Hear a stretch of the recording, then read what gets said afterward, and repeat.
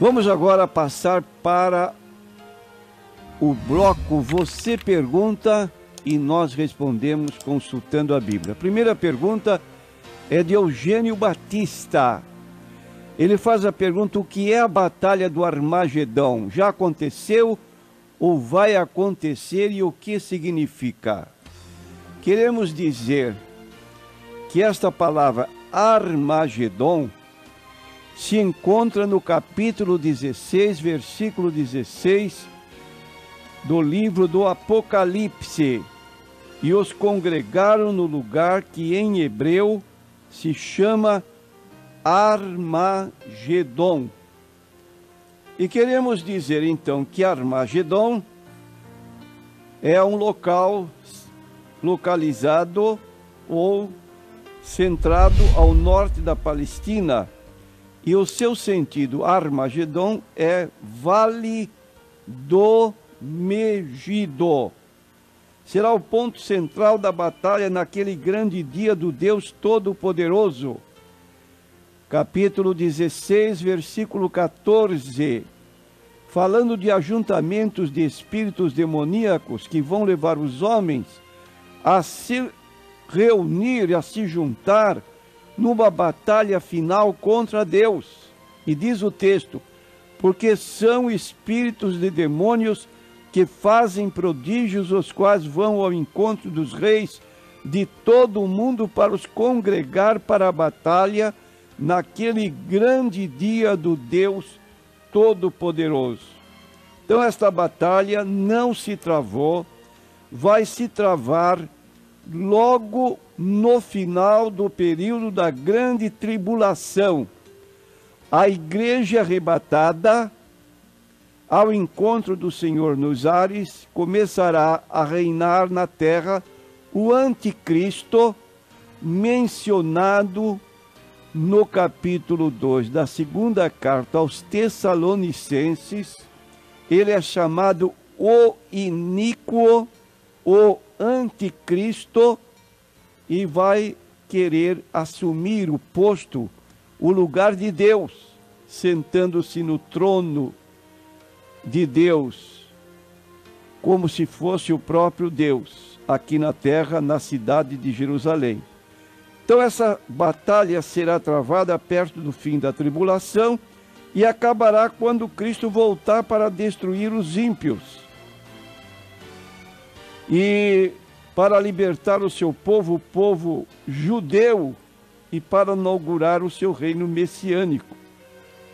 Nós encontramos no capítulo 14 do livro de Zacarias, versículo 2 e 3, porque eu ajuntarei todas as nações para a peleja contra Jerusalém, e a cidade será tomada, e as casas serão saqueadas, e as mulheres forçadas, e metade da cidade sairá para o cativeiro, mas o resto do povo não será expulso da cidade.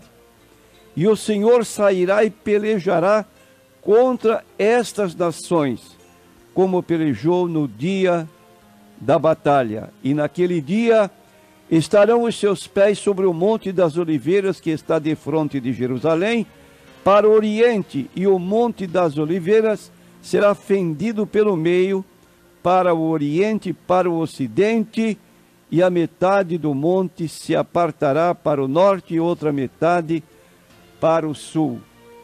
Esta batalha terá como vencedor o Senhor Jesus Cristo, de acordo com o capítulo 19 do livro do Apocalipse. Vi o céu aberto e eis um cavalo branco, e o que estava sentado sobre ele chama-se Fiel e Verdadeiro, e julga e peleja com justiça. Seus olhos eram como chama de fogo, sobre a sua cabeça havia muitos diademas, e tinha um nome escrito que ninguém sabia, senão ele mesmo, e estava vestido de uma veste salpicada de sangue, e o nome pelo qual se chama é a Palavra de Deus. Seguiam-no os exércitos que há no céu em cavalos brancos e vestidos de linho fino, branco e puro, e da sua boca saiu uma aguda espada, para ferir com elas as nações, e ele as regerá com vara de ferro, e ele mesmo é o que pisa o lagar do vinho do furor e da ira do Deus Todo-Poderoso, e na veste e na sua coxa tenho escrito este nome: Rei dos Reis, Senhor dos Senhores. E viu um anjo que estava no sol e clamou com grande voz, dizendo a todas as aves que voavam pelo meio do céu: vinde e ajuntai-vos à ceia do grande Deus, para que comais a carne dos reis, a carne dos tribunos, e a carne dos fortes, e a carne dos cavalos, e dos que sobre eles se assentam, e a carne de todos os homens livres e servos pequenos e grandes. E vi a besta e os reis da terra e os seus exércitos reunidos para fazerem guerra àquele que estava sentado sobre o cavalo e sobre o seu exército. E a besta foi presa, e com ela o falso profeta, que diante dela fizeram os sinais, com que enganou os que receberam o sinal da besta e adoraram a sua imagem. Estes dois foram lançados vivos no ardente lago de fogo e enxofre. Então está aqui o que é a batalha do Armagedão. Como dissemos, a igreja vai ser arrebatada antes, e os que estiverem passando pela grande tribulação é que terão que resolver este problema diante desta hecatombe que se dará no período final da grande tribulação, quando Cristo desce com a igreja glorificada para estabelecer o seu reino milenial na face da terra. No capítulo 20 do Apocalipse, fala da prisão de Satanás. E vi descer do céu um anjo que tinha a chave do abismo e uma grande cadeia na sua mão. Ele prendeu o dragão, a antiga serpente, que é o diabo e Satanás, e amarrou-o por 1000 anos, e lançou-o no abismo, e ali o encerrou, e pôs selo sobre ele, para que não mais engane as nações, até que os 1000 anos se acabem. E depois importa que seja solto por um pouco de tempo. Quero dizer aos nossos ouvintes o seguinte: falei dados bíblicos sobre esta batalha do Armagedão. O que o crente em Jesus Cristo deve aguardar? Deve aguardar a batalha do Armagedão, ou deve aguardar o arrebatamento da igreja? O cristão deve aguardar o arrebatamento da igreja. Capítulo 3 do livro de Apocalipse, está escrito: como guardaste a palavra da minha paciência, eu também te guardarei na hora da tentação que há de vir sobre toda a terra. Então a igreja não passará pela grande tribulação, será arrebatada. De modo que o nosso anúncio hoje, escatológico, é falarmos da vinda de Cristo, conforme 1 Tessalonicenses 4, 16 e 17. O Senhor virá, os mortos em Cristo ressuscitarão primeiro, depois nós, os vivos, seremos transformados, e juntamente com os mortos ressuscitados, subiremos ao encontro de Cristo, em corpos glorificados. Assim, meu prezado ouvinte, se você ouvir notícias estrambóticas a respeito, olha o Armagedon, porque há grupos religiosos que já anunciaram o Armagedon para 1914, não se deu. Anunciaram o Armagedon para 1925, não se deu. Anunciaram o Armagedon para 1939, não se deu. Anunciaram o Armagedon para 1975, foi um alvoroço no mundo inteiro, provocado por este grupo que saía de porta em porta anunciando: olha o Armagedon, olha o Armagedon. E metia medo na turma, de modo que muitos aderiram ao grupo, porque o Armagedon estava para chegar. Nada, absolutamente nada. Você conhece Mateus 24, versículo 5. Quando Jesus previne sobre o surgimento de falsos profetas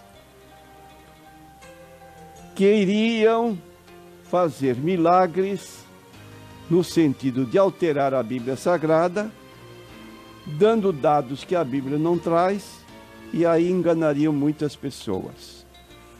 Nós temos outra pergunta aqui de NQI, sobre a LBV, Legião da Boa Vontade.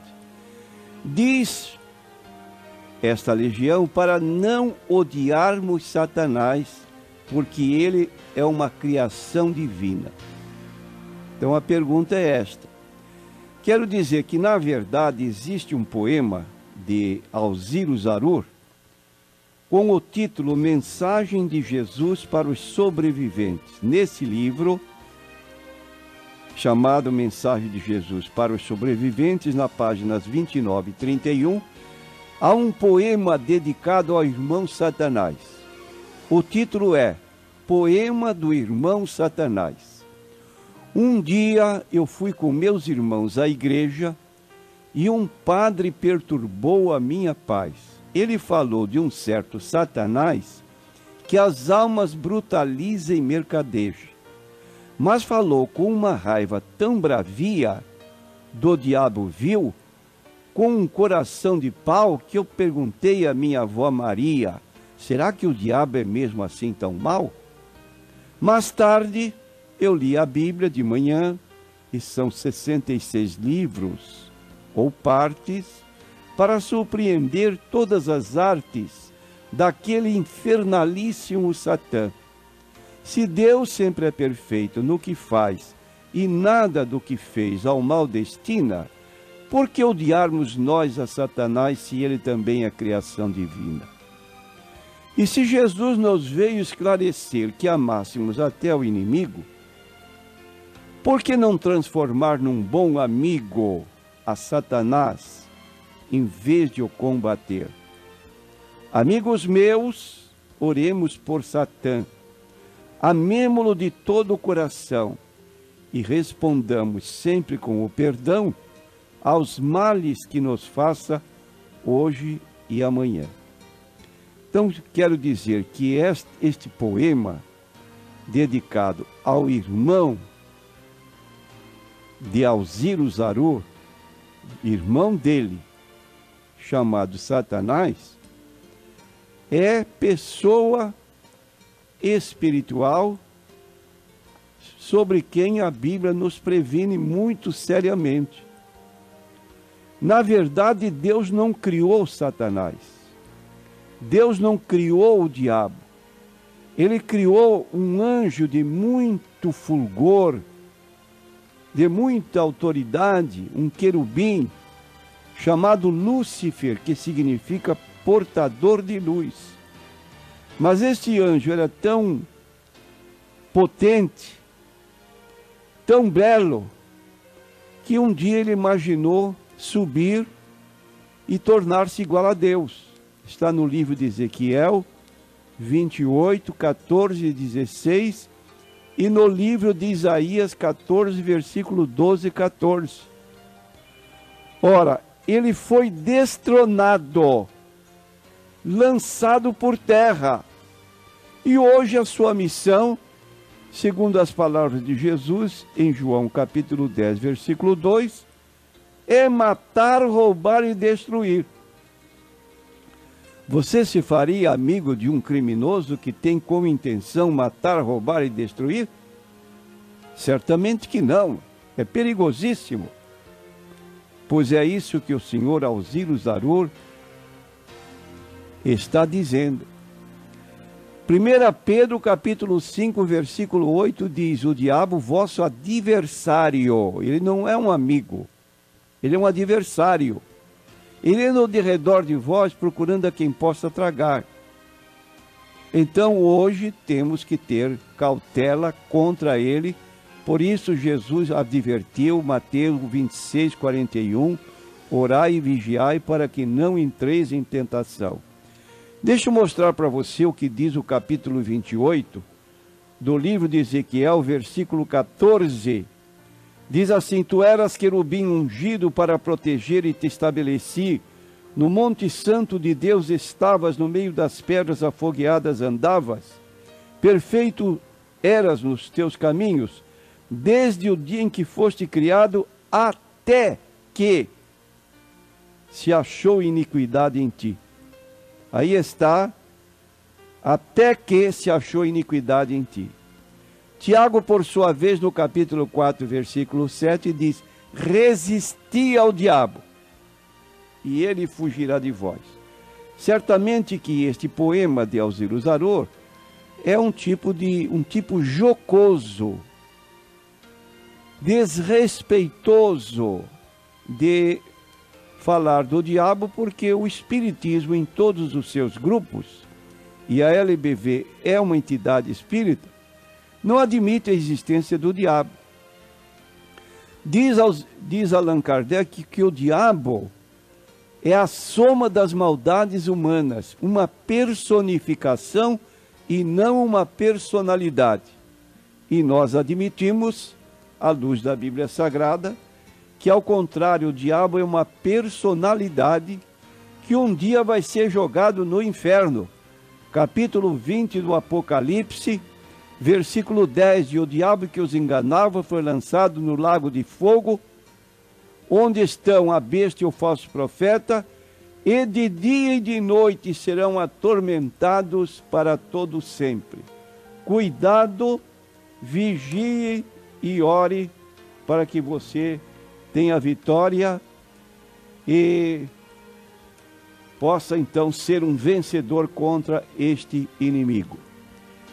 Nós temos aqui a pergunta de Dorcelina. Por que Lutero foi padre e deixou a Igreja Católica? Nós queremos dizer que a Reforma Luterana é um dos acontecimentos mais importantes da história. Ela foi resultado do empenho de um sacerdote alemão da Igreja Católica chamado Martinho Lutero em reformar os ensinos teológicos e comportamentos morais da Igreja com base no ensino bíblico. Lutero era filho de camponeses católicos alemães. Como era comum na época, Lutero foi alvo de uma disciplina rígida. O menino Lutero aprendeu, em outras coisas, a orar aos santos, realizar boas obras e reverenciar o Papa e a Igreja. Pouco tempo depois de iniciar os seus estudos de direito, Lutero resolveu tornar-se um monge e entrou no mosteiro agostiniano de Erfurt, na Alemanha. A sua ordenação foi em 1507, depois deixou o mosteiro para ensinar filosofia moral na Universidade de Wittenberg. A Igreja Romana, na época, dizia que algumas pessoas possuíam mais méritos que o necessário para serem salvos. Por isso, o mérito extra dessas pessoas podia ser transferido especialmente através de pagamento para as pessoas cuja salvação era duvidosa. De modo que Lutero protestou contra essa prática, que é denominada indulgências. E em 31 de outubro de 1517, Lutero afixou uma série de críticas conhecidas como 95 teses na porta da igreja do castelo de Wittenberg. As teses eram um protesto contra o abuso da autoridade do Papa, em especial no sentido de desafiar o Papa a esvaziar de graça o purgatório, já que dizia controlá-lo. Lutero também negou o ensino do mérito extra que estava por detrás das indulgências. E para Lutero, o verdadeiro tesouro da igreja é o evangelho, a proclamação do amor de Deus. Aí estão as razões por que Lutero protestou contra a Igreja Católica, como dissemos, questão das indulgências. E faz outra pergunta a nossa ouvinte Doralina, ou Dorcelina. Ela pergunta sobre Manassés, que foi um rei mau e foi salvo. Como que perguntando, e por quê? Na verdade, Manassés tinha 12 anos de idade quando se tornou rei de Judá, e o seu reinado durou 55 anos. Foi dito que ele fez o que era mal à vista de Deus, de acordo com as abominações das nações que Deus tinha desapossado diante dos filhos de Israel. E a lista dos seus pecados é grande e repulsiva. E ele se envolveu em todos os tipos de adoração idólatra, incluindo o de sacrifício humano. Os próprios filhos ele sacrificou ao ídolo Moloque. Ele fez passar pelo fogo algum dos seus próprios filhos, como estamos dizendo, como oferta no vale do filho de Inom. Ainda mais, ele derramou muitíssimo sangue inocente, até encher Jerusalém de um ao outro extremo. Tudo isso está registrado no segundo livro de Reis, no capítulo 21, como também no segundo livro de Crônicas, capítulo 36. Mas, como é que Deus perdoa um homem como este, mau? Manassés se arrependeu. Ele estava no cativeiro, foi preso, e lá no cativeiro ele se humilhou grandemente diante de Deus e pediu a misericórdia. Está no segundo livro de Crônicas, capítulo 33, versículos 12 e 13. Então Manassés se arrependeu. Foi tão genuíno o seu arrependimento que Deus realmente permitiu-lhe retornar a Jerusalém para terminar o seu reinado.